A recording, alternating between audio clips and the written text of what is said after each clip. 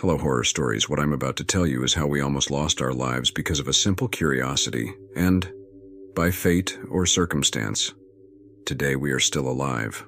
Thank God. However, we live with the chilling memory and the guilt of knowing that we could have avoided that nightmare. We let ourselves be carried away by the unknown, and although today I can tell you about it, the end was tragic and unexpected. It turns out that in the town where we were living at the time in the northern United States, it was rumored that in a house deep in the bush, there lived a lonely and very strange man. In winter, he survived by hunting and firewood without electricity, spending his nights by candlelight. Getting there was not easy, as the road was surrounded by trees and you had to climb up the mountain for about 300 meters. In the village, it was said that the man had died years ago.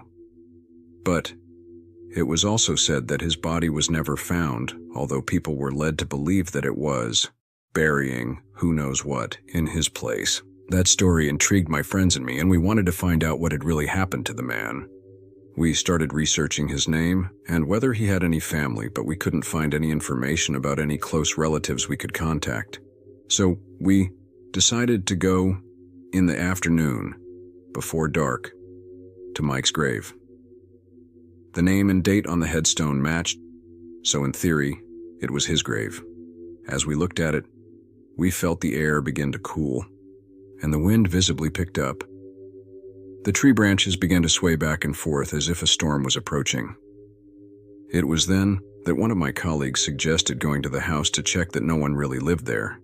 We looked at each other not knowing what to do, but we knew that if we didn't go before nightfall, we wouldn't be able to get to that house deep in the forest. Besides, the sky was getting dark, so we had no time to waste. The good thing was that we already knew what the man looked like. We had seen him in the newspapers, and we had a clipping of a photo of him. His appearance was unmistakable. His face was very lumpy, he was skin and bone, and his complexion was very pale.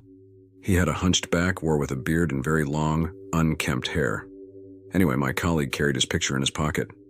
We decided to go into the forest to where the townspeople said they lived. Everything was quiet. Only the sounds of the forest could be heard. We were walking through so many trees and undergrowth that it gave us chills. It took us about an hour and a half to get there. It gave us a lot of adrenaline to be the first to discover the truth of this story. We all walked together until, finally about 100 meters away, we saw the house. We stared at it excitedly. We looked out the windows and knocked on the door, but no one answered. We dared to enter through the door, which was unlocked and open. The only thing we could hear were our footsteps echoing on the wooden floor. We checked all the rooms in the house. Everything was in its place. Suddenly, we heard a loud noise coming from the kitchen, which startled us. With fear at the surface, we approached slowly, only to discover that it was a frightened cat climbing out of the window. Laughing and relieved, we looked at each other and made some jokes about the scare that a cat had given us, although we didn't show it. We were scared to death, and the worst thing was that dusk was falling fast. The house seemed to be in order until we went upstairs. Opening the door to one of the bedrooms, we found a large lump covered by sheets on the bed. We stepped back, undecided between running away or finally discovering the truth.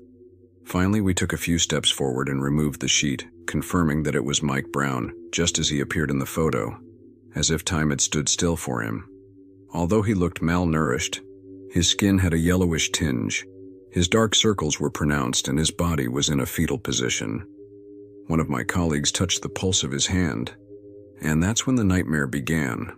Mike's eyes snapped open, and in a second he turned sharply, revealing a switchblade in his other hand. In his movement to get up, he scratched my friend in the chest. We ran out down the long hallway until we reached the stairs. Heading straight for the exit door, we hopped down the stairs, but one of my colleagues took the wrong direction and hid in another room upstairs. The man seemed filled with rage at our intrusion into his home. We were just teenagers looking for adventure, but I knew he would go to great lengths to make sure his secret was not revealed. He knew we were in danger. The front door was a few feet from the staircase. We opened it and ran out in the direction of town, but Mike didn't come out after us. We deduced that it was all over. My colleague, who had stayed upstairs, managed to escape by throwing himself out of one of the windows. We found him hiding a few meters from the house. I was deeply relieved to know that we were all alive, but the risk was not yet over. We continued to run breathlessly. It was already dark, making it difficult to find our way. Between desperation and panic, we weren't sure if we were following the right route. We were just running, until a few meters ahead of us, we saw Mike standing there, waiting for us, with his knife in his hand. His face was terrifying. The bones of his face were marked as if it were a skull, and his gaze conveyed fury. He watched us without moving. We turned instantly, running in the opposite direction amid screams and despair. My mind kept wondering how it was possible that he had overtaken us. Physically, the man didn't look like he was in any condition to run that fast. There was no car in his driveway or anything that could have moved him. Besides, he would have had to pass us to get there. It was all very confusing. He just wanted to get home. Finally, that night we managed to lose sight of him and escape, or so we thought. Exhausted and with an indescribable fear, we took refuge in the house of one of my colleagues. Trying to process what we'd experienced, we tried to convince ourselves that it was all over, but none of us could sleep all night. We decided to keep what had happened a secret, at least until we could process it better and make sure we were out of danger. But the feeling that something was wrong did not go away. The days passed and we tried to return to our routine, albeit with a constant restlessness. One night, as I was returning home, I felt a presence watching me. As I turned the corner, there he was, Mike, standing under the light of a street lamp, staring at me. His eyes, sunken and full of rage, seemed to pierce me. I turned and ran as fast as I could without looking back. When I reached my house, I locked all the doors and windows, trying to convince myself that it had been my imagination. But I knew it wasn't. Mike was back.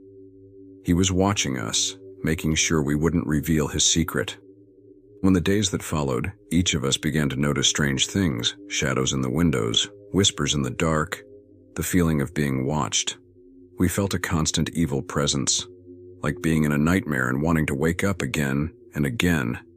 It was clear that Mike would not leave us alone. The pact he had made with the devil kept him bound to his solitude, and we had come between him and his pact.